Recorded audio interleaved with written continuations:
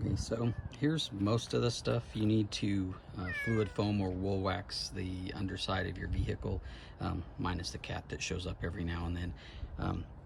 I'm doing a Toyota Tacoma. I still put it up on racks, it just makes things easier. Need a tool set because I'm removing the skid plates, and also I usually remove the side steps too. I don't know if I'll be doing that this year because I mostly did just so easier access, but I got a lift. You need at minimum a dust mask, perhaps a respirator, and also some safety glasses or goggles. Nitrile gloves are helpful.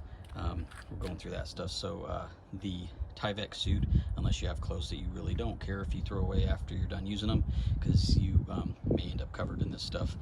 I lay down plastic sheeting on my driveway just in case there's some overspray. I use, it doesn't really matter, I've used both, it's just whichever one's cheaper is kind of the one I go with. This is wool wax, and then I also have a small spray can for kind of some touch-up and various other things. And then these are the containers you pour from the gallon jug into that, and then you hook up the spray gun, and then there's a one where you can just use the spray gun, but then there's some various attachments. This one here is like a 360 attachment, so you want to put this like inside of openings, channels and things like that, and it'll just spray everywhere. And this one is just an extension.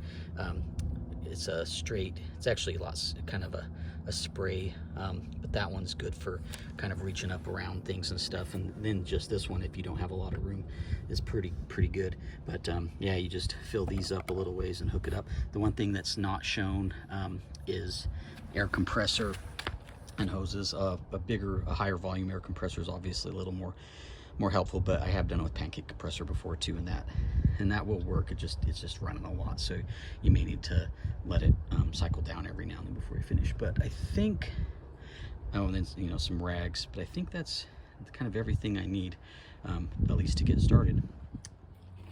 All right, I wanted to show a couple areas that can be kind of difficult, or a lot of people just forget about. So on the doors, you can put some, you can kind of see this from previous years, so I'm not really gonna put too much more because I don't want to plug them anymore, but also I think there's plenty in there. But you can do this on the doors, and then let's see, back, let's see if it'll show up.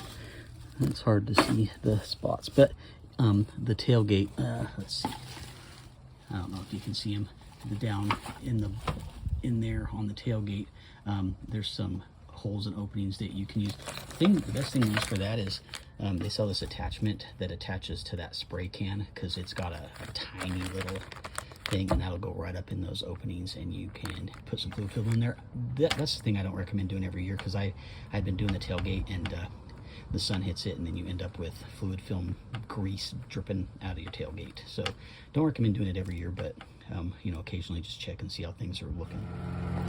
All right, so once I actually get started fluid filming, I'm not sure I'm going to be able to show much, so I'm going to show a few things from underneath here. I've removed the skid plates, which kind of gives me access to all this stuff, which all the way back to here would have kind of been covered. So you want to make sure you do that. I mean, because at minimum you're going to probably have that much covered by skid plates, if otherwise you could have even more. So as you notice, I've kind of got stuff.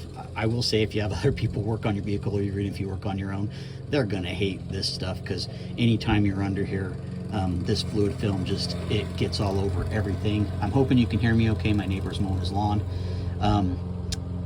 So yeah, I had my suspension replaced, and those guys, they made a couple comments. They were not a fan of it. I mean, they understood why I did it, but they hated working on it. So the thing is, when you're doing this fluid film, all those attachments, I have a little bit of rust here, but that's because you want to try to stay away from the actual brakes, and I get worried over here, so I don't spray that too much, and I'm hoping that's not an issue. Don't take my word for how close you can get here, but I just know you are supposed to stay away from the brakes. The other thing you're supposed to avoid is your exhaust system. I usually end up with like a little overspray kind of getting it, and it takes a little while for it to burn off, and it's pretty stinky. All these little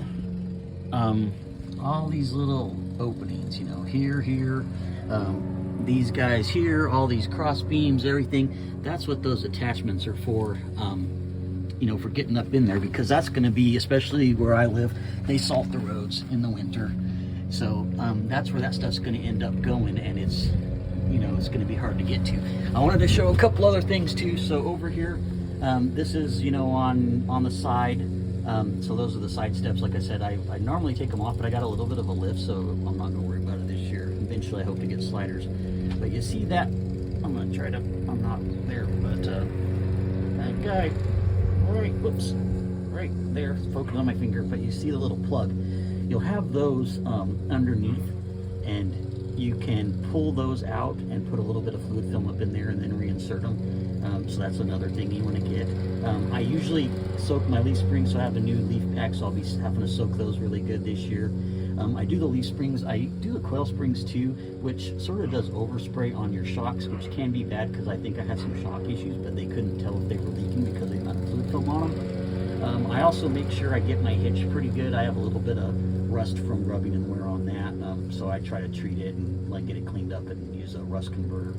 But yeah, I'm going to do, like, you know, the whole underside. You can kind of see, like I said, it gets on there, and a lot of this, if you go where I go, sometimes I was worried I was getting rust, and you know, you rub it off and it's just red dirt and sand stuck to the fluid film. But yeah, like I said, once I start actually going, I'm probably not gonna be able to record. So I just wanted to show a few things, but that's pretty much it. Okay. All right, all suited up, ready to go. So if that's it, I'll maybe show what it looks like a little bit after I've done, but it's going to be too hard to film it while I'm actually